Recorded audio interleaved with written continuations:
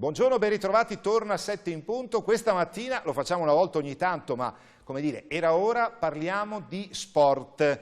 Lasciando perdere gli sport più celebrati, ci vogliamo dedicare a un'altra realtà che ha comunque delle rappresentanze, chiamiamole così, anche se il termine non è molto appropriato, appositamente e scrupolosamente venete. Cioè in pratica parliamo di un personaggio dello sport nato in Veneto che però porta i fasti della nostra regione in giro per il mondo. Parliamo di automobilismo, in particolare parliamo di endurance, lo facciamo con Giorgio Sernagiotto. Buongiorno a te Giorgio e grazie di essere con noi. Buongiorno a tutti, buongiorno a te. Grazie Giorgio di essere con noi. Allora, inquadriamo la figura di Giorgio Sernagiotto. Tu sei trevigiano di Asolo e hai cominciato a correre per un team trevigiano. Io ho cominciato a correre quando avevo 10 anni in go-kart, quindi molti anni fa, 27-28 anni che corro con le 4 ruote. E durante questo lungo percorso, questa carriera ormai ultra decennale, eccetera, eccetera, sono incappato fortunatamente in un team anche trevigiano come Villorba Corse qualche anno fa e stiamo continuando, ma se vuoi facciamo tutto il filo e per segno di tutta la mia carriera, ma ci vorrebbero 2 ore di trasmissione. Ce ne vorrebbero diverse, ce ne vorrebbero. Diciamo solo, Giorgio, che tu in questo periodo, fino al 10 di ottobre, sei in tour, cioè sei in giro per il mondo. Io sono in giro per il mondo perché quest'anno partecipo al campionato del mondo Endurance, che è uno dei campionati più importanti nel mondo dell'automobilismo, insieme alla Formula 1 e al campionato del mondo Rally. Il campionato del mondo Endurance, che contiene al suo interno la famosa 24 ore di Le Mans, è il campionato più importante. Ed essendo che è un campionato del mondo, ci fanno girare in 8 tappe, 3 continenti diversi, 8 nazioni diverse. Abbiamo recentemente fatto la prima gara a Silverstone in Gran Bretagna, quindi abbastanza vicino, ma adesso sto per partire per il Fuji in Giappone, per poi andare a Shanghai, poi in Bahrain, poi in Brasile, poi in America, in Nord America andiamo in Florida, a Sebring, poi torniamo a Spa-Francorchamps e finiamo a giugno del prossimo anno con la 24 ore di Le Mans, la gara più importante. Giorgio, tu, anche per un profano dell'automobilismo, ci hai citato dei nomi che ci richiamano alla Formula 1, cioè voi siete nei circuiti di Formula 1, Spa per esempio in Belgio. Sì, perché noi abbiamo delle vetture che hanno delle prestazioni veramente importanti, che assomigliano molto a quelle delle Formula 1. Ci sono dei team coinvolti che sono dei team molto importanti e sono spesso anche dei team che partecipano alla Formula 1, quindi parliamo di Toyota, Audi, Porsche, fino a qualche anno fa c'era McLaren, poi c'è stata Jaguar, c'è Ferrari, c'è la Corvette, ci sono tantissimi nomi importanti, quindi noi dobbiamo correre in quei circuiti, anche perché non tanto in Italia ma all'estero, richiamiamo anche tanto pubblico, quindi c'è bisogno anche di un'infrastruttura. Per esempio per il Fuji si aspettano circa 100.000 persone. Caspita. Sì, ecco, tu ci parli di realtà dove, chiamiamola, c'è una cultura anche di questo genere di manifestazioni. In Italia siamo un pochino indietro, no? Perché insomma, prima di andare in onda Giorgio ci spiegava, tanto per capire un po' l'ABC, la Formula 1, il rally e l'endurance, per cui insomma siete una delle realtà più importanti, più rappresentative. Sì, qui potrebbe scattare la polemica, ma a quest'ora di mattina è meglio di no. In Italia purtroppo diciamo che un altro sport molto importante come il calcio e un brand molto importante come la Ferrari tendono a fare da catalizzatori dell'attenzione. Certo. E noi lo sappiamo e ormai conviviamo con questa caratteristica anche serenamente. Mentre all'estero l'acculturato di motorsport o di sport ha appunto una visione un po' più ampia. Quindi è piacere di venire a vedere noi come la Formula 1, come la MotoGP, come il rally, come il rugby, come la pallavolo, quindi esiste un bacino molto più ampio. E quindi ecco che noi riusciamo a avere molto più seguito all'estero proprio per questo motivo. Sì, ci hai parlato dell'estremo oriente, però insomma facendo un raffronto europeo noi pensiamo al centro Europa e all'Europa orientale, dove lì c'è una tradizione decennale per quanto riguarda le 2 e le 4 ruote, no? Beh, Inghilterra è una delle patrie del motorismo insieme all'Italia, insieme alla Motor Valley, la zona emiliano-romagnola, ma non solo, anche in Germania è veramente incredibile quello che può essere il ritorno. In Spagna, grazie anche al movimento di Alonso, si è creato qualcosa di veramente potentissimo e in tutto il nord Europa, quindi Danimarca, Finlandia, grazie a dei piedoni straordinari, c'è veramente una presenza potentissima dell'automobilismo. Questo aiuta perché? Perché anche i ragazzini più giovani possono avere più opportunità, perché più esposizione, più televisioni, più giornali, vuol dire più sponsor, vuol dire più budget per poter coltivare i giovani in erba. Senti, alimentiamo allora noi una polemica nei tuoi confronti, ma non è una professione troppo pericolosa? Troppo è tutto relativo, dipende quello che può pensare uno di quello che è troppo. Io considero la pericolosità veramente relativa, credo che sia forse più pericoloso a volte andare in giro in macchina per strada, nelle strade soprattutto quelle nostre venete che non sono sicuramente le migliori. Credo che c'è una componente di pericolo, è una delle cose che io amo del mio sport, è forse uno dei motivi per cui lo faccio ancora, è uno dei motivi per cui mi gaso a guidare e credo che tutto sommato, credo un po' nel destino, se deve succedere succederà e quindi viviamola al massimo questa vita, insomma. Ma è vero, Giorgio, che per ogni corsa un pilota perde un tot per quanto riguarda il peso corporeo? È vero, dipende poi dal tipo di corse che fai, per esempio la 24 ore di Le Mans arriviamo a perdere anche 9 kg. 9 kg che poi vengono reidratati, vengono comunque inseriti in qualche modo all'interno del nostro corpo, però in una 24 ore che facciamo in 3 piloti giriamo circa 8 ore a pilota. Poi tendenzialmente i piloti un po' più veloci cosa fanno? Tendono a stare un po' più in macchina perché l'ingegnere, il capo macchina, quindi lo spinge, dice tu che vai forte, continua a guidare e teniamo quello che guida un po' meno a guidare meno. Io per esempio l'ultima 24 ore ho guidato 10 ore e in 10 ore a quel livello di impegno mentale e muscolare perdi tanto, però siamo preparati, nel senso che facciamo una preparazione ad hoc, facciamo una preparazione sia fisica, come possiamo tutti immaginare, soprattutto appunto di durata, non abbiamo bisogno di super muscoli, a noi non servono quasi a niente, anche se abbiamo delle sollecitazioni muscolari forti, ma noi dobbiamo veramente durare tanto. Ma il tipo di preparazione che facciamo noi è soprattutto mentale, ovvero, sembra una cosa strana, ma alleniamo il cervello per consumare meno energia possibile. No, non è strano. Più il cervello è impegnato, più il cervello mette sotto sforzo il fisico, più il fisico non ce la fa più a un certo punto. È uno stress mortale. Cerchiamo di fare tutti questi esercizietti che a volte sembrano anche degli esercizi stupidi, ma sono delle cose che aiutano moltissimo e ci aiutano appunto a gestire quelle che sono le nostre forze.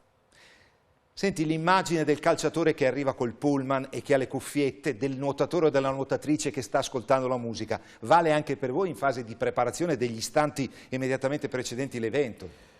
Io amo tantissimo la musica, sono un grande appassionato, però non riesco ad ascoltare la musica negli istanti precedenti alla partenza, perché innanzitutto negli istanti precedenti alla partenza siamo in griglia di partenza, con tutto il pubblico, con la presentazione dei piloti, con tutto quello che si crea intorno, che è anche molto bello, gli sponsor che vengono a trovarci. Oppure se tu entri come secondo o terzo pilota devi essere sempre attento a quella che è la strategia della squadra, devi sentire cosa dicono gli ingegneri, devi sentire cosa dicono i meccanici, i tecnici. Noi abbiamo anche uno stratega che ci dice guarda che fra 3 minuti entri, quindi non abbiamo proprio il momento per poterci totalmente dedicare a noi stessi. Siamo dedicati alla gara. Ecco perché a volte, è una cosa bellissima che è anche un po' strana, l'automobilismo diventa, nel nostro caso endurance, da uno sport individuale a uno sport di squadra. Era proprio quello, cioè si dice, ma c'è una persona solo alla guida. Sì, ma sono tutte le persone che fanno parte dello staff, dell'equipe. Ci sono tantissime persone, vi dico solo che per la nostra vettura ci sono 22 persone coinvolte. E non sono coinvolte solo da un punto di vista progettuale o di preparazione, ma sono fisicamente coinvolte perché devono fare i pit stop, cambi piloti, rifornimenti, eventualmente degli interventi sulla macchina se c'è un piccolo problema. 3 piloti e tutti sono indispensabili. Faccio un esempio, se un meccanico sbaglia a cambiare una gomma e noi perdiamo 15 secondi, in pista a guadagnarci 15 secondi devi sputare sangue e quindi ecco che il meccanico è tanto protagonista quanto può essere un pilota.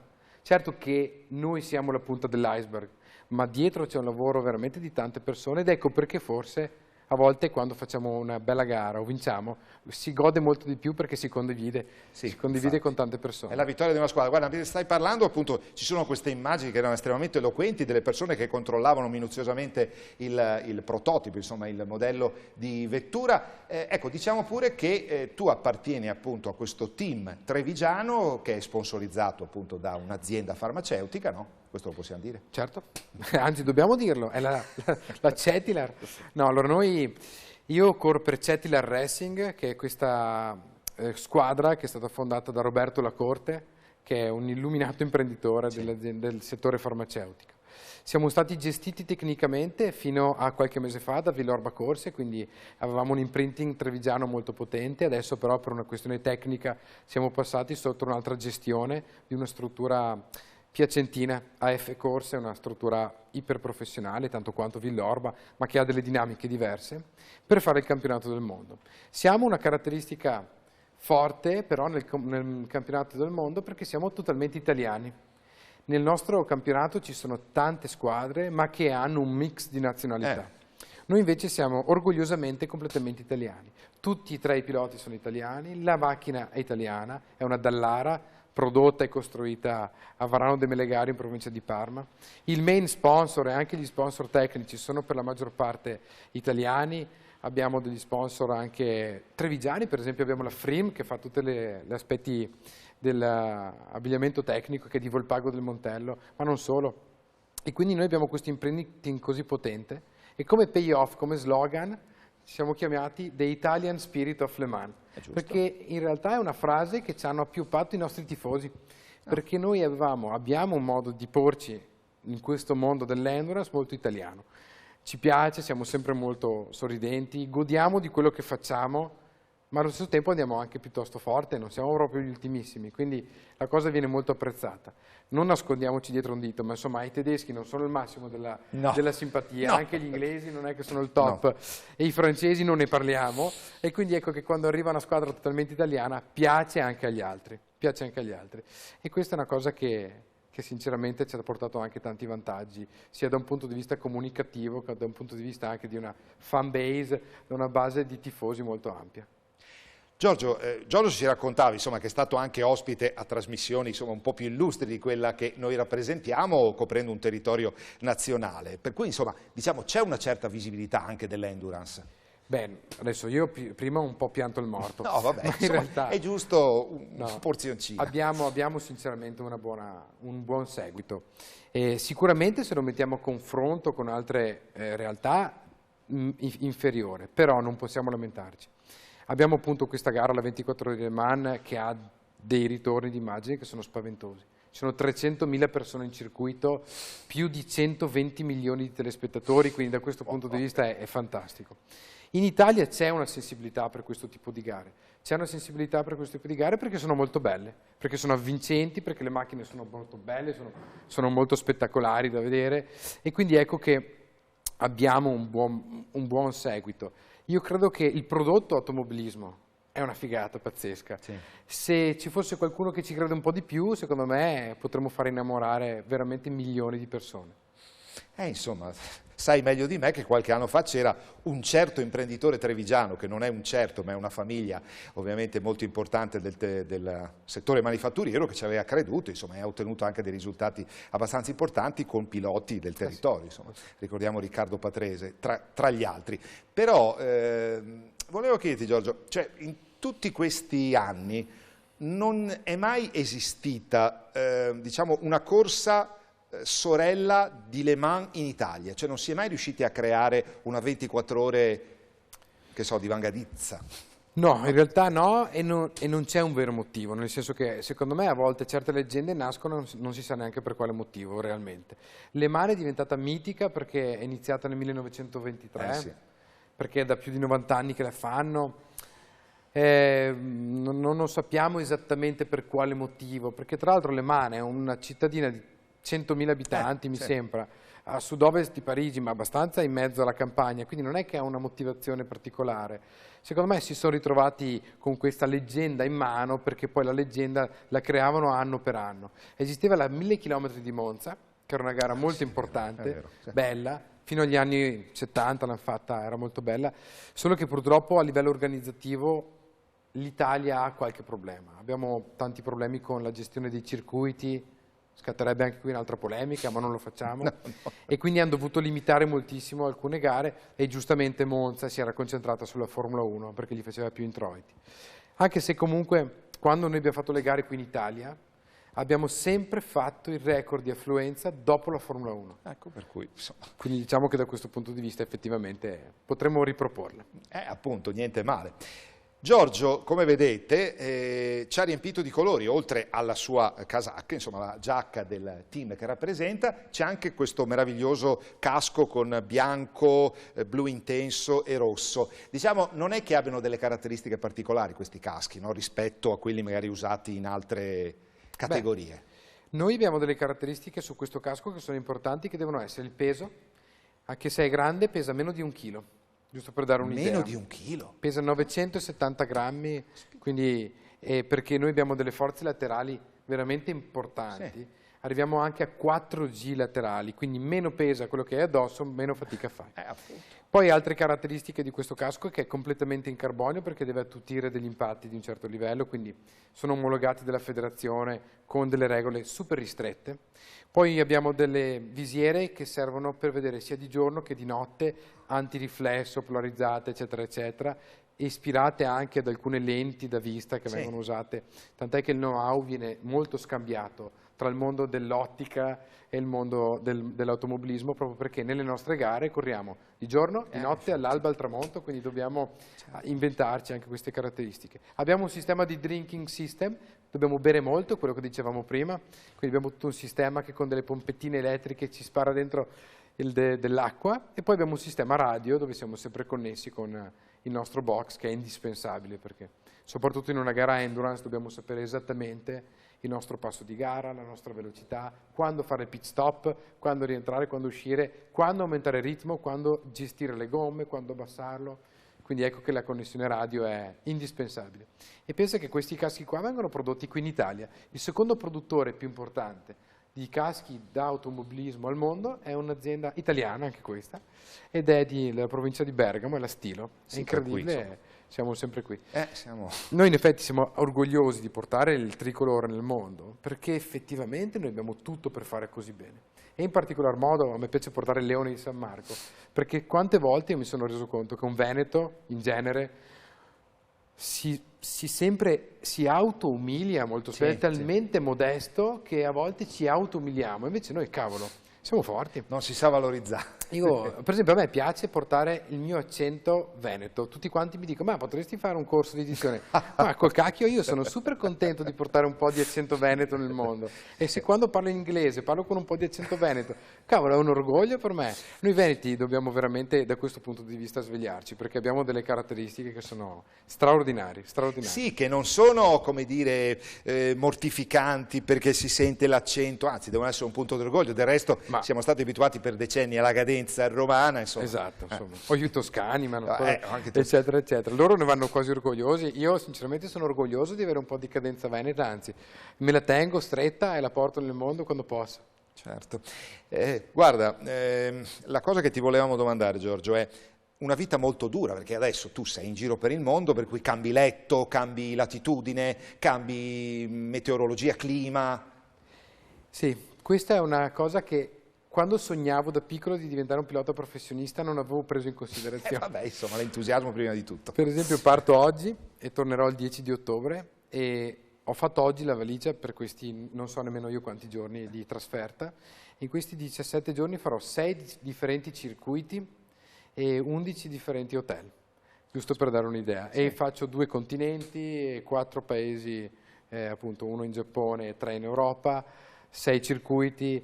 È un po' strano, un po' difficile da questo punto di vista, si dorme poco, c'è poco tempo per se stessi, c'è purtroppo poco tempo per gli affetti, però io ho sposato la mia carriera, ho sposato la mia passione, non posso lamentarmi perché l'ho scelto io, non me l'ha detto il dottore di farlo, sono felicissimo di quello che faccio, però effettivamente ci sono anche queste caratteristiche, questo lato B che difficilmente a volte si considera, che però può anche essere piacevole, però ecco, quando lo fai per così tanto tempo, ogni tanto quando torno a casa è un bel sospiro di sollievo. Per cui tu torni a Asolo, no? Perché... Io adesso abito ad Asolo, sì, adesso abito ad Asolo. Poco, perché non mi vedono quasi mai, ma ho lì le mie cose. Sì, che oltretutto abiti in un posto meraviglioso, che però dal punto di vista logistico è un po' scomodo. Ma adesso ci aprono la pedemontana, l'autostrada, quindi anzi... Vi prego, aprite questa autostrada, vi prego, e lì mi cambierà la vita, quindi appena riescono ad aprirla mi cambia la vita. Adesso sinceramente è un po' scomoda, mi rendo conto. Certo, pensavamo anche fare una valigia per tutti questi climi, cioè hai il maglione pesantissimo come la maglietta di cotone. infatti sottile. tendo a vestirmi abbastanza sempre uguale, quindi uso delle tecniche ormai che usiamo tutti, che sono quelle di mettere tante cose tecniche, Sì.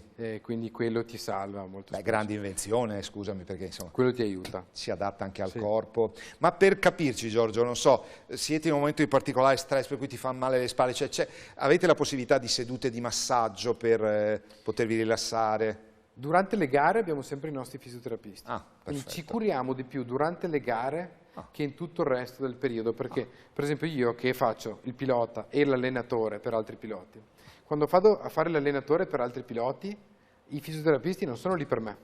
E quindi paradossalmente io soffro di più quando non corro che quando corro. Quando invece vado a fare le gare per me, lì abbiamo uno staff medico che ci segue. Sei e più ci cura coccolato. molto. Assolutamente.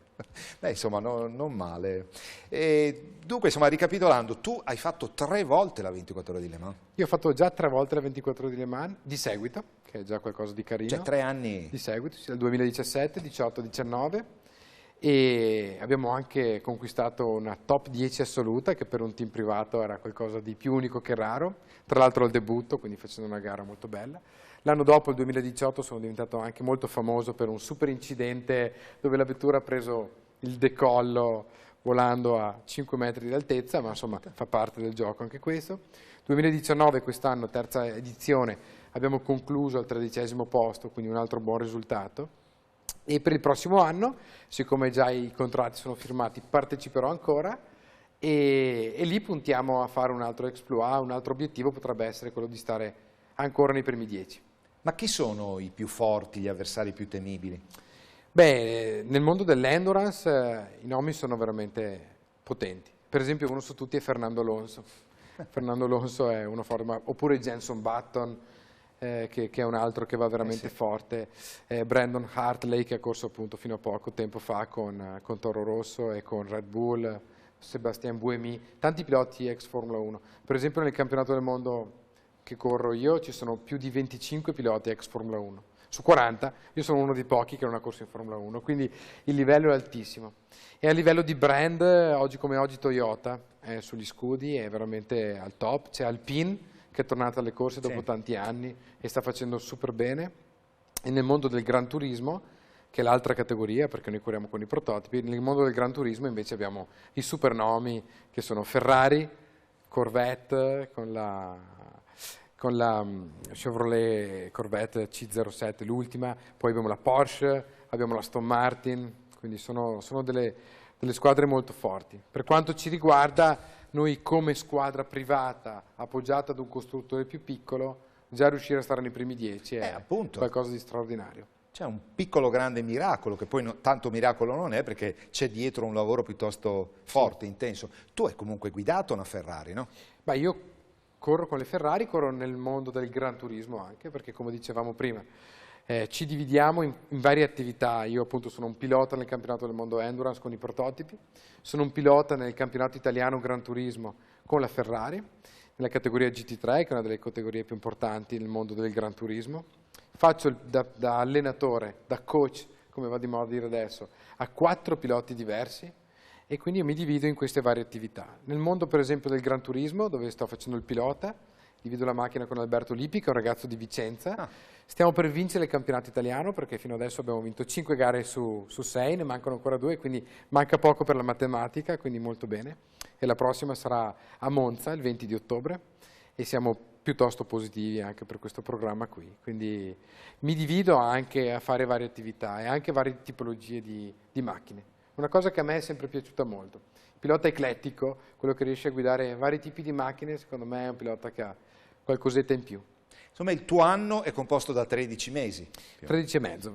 Addirittura. Adesso corriamo sempre, perché con l'invenzione nei circuiti nel Medio Oriente infatti. o nel Far East, adesso addirittura hanno aperto dei nuovi circuiti in Thailandia, così si corre sempre, perché una volta noi a novembre ci si fermava, perché in Europa faceva freddo.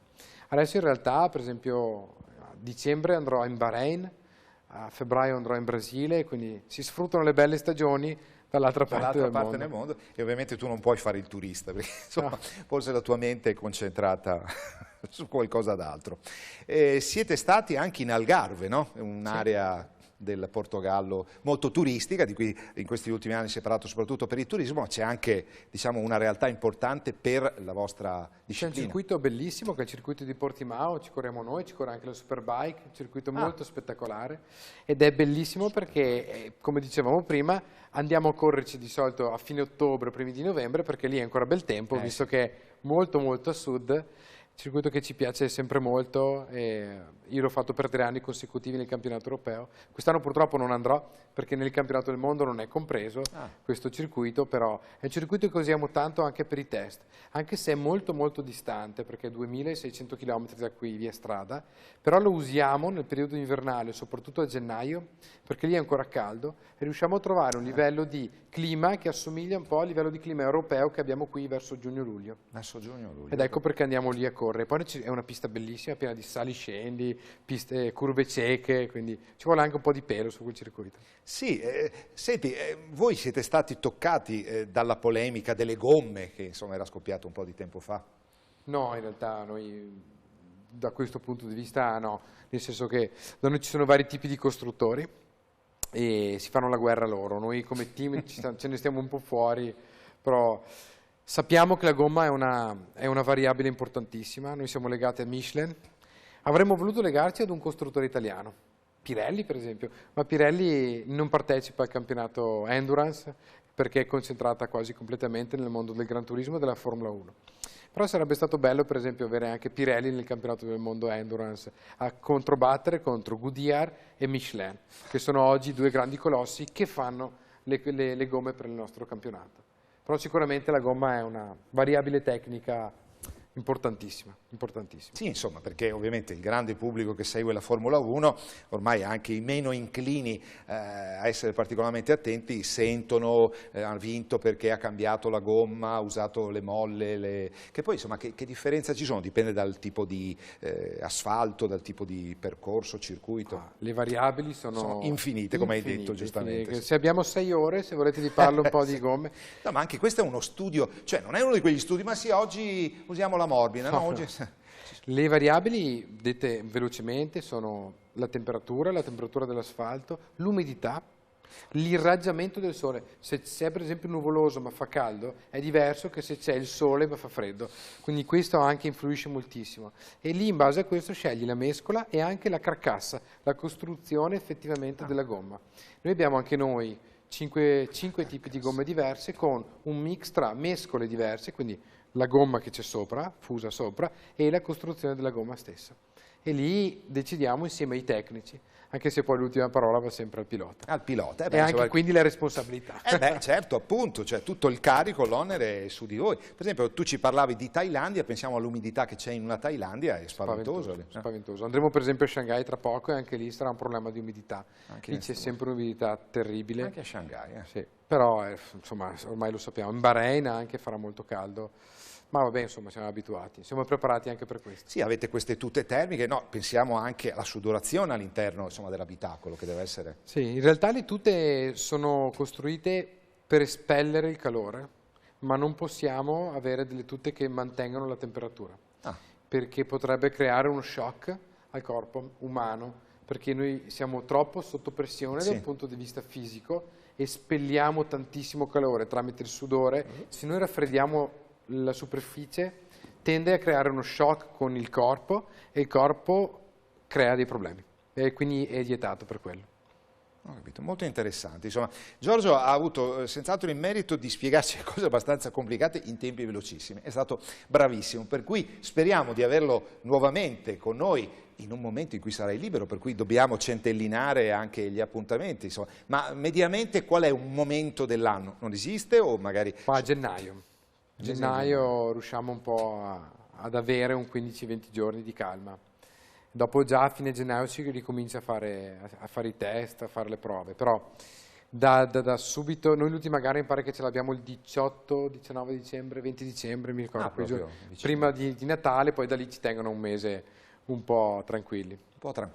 Noi ringraziamo Giorgio Sernagiotto di essere stato con noi, non ti facciamo l'in bocca al lupo perché qualcuno dice che non porta più bene, diciamo buon lavoro. Grazie mille a voi e buona giornata a tutti. Grazie a Giorgio Sernagiotto, a voi che ci avete seguito, 7 in punto ritorna come di consueto domani mattina per approfondire vari argomenti. Noi ci fermiamo qui e vi auguriamo un buon proseguimento di giornata, arrivederci.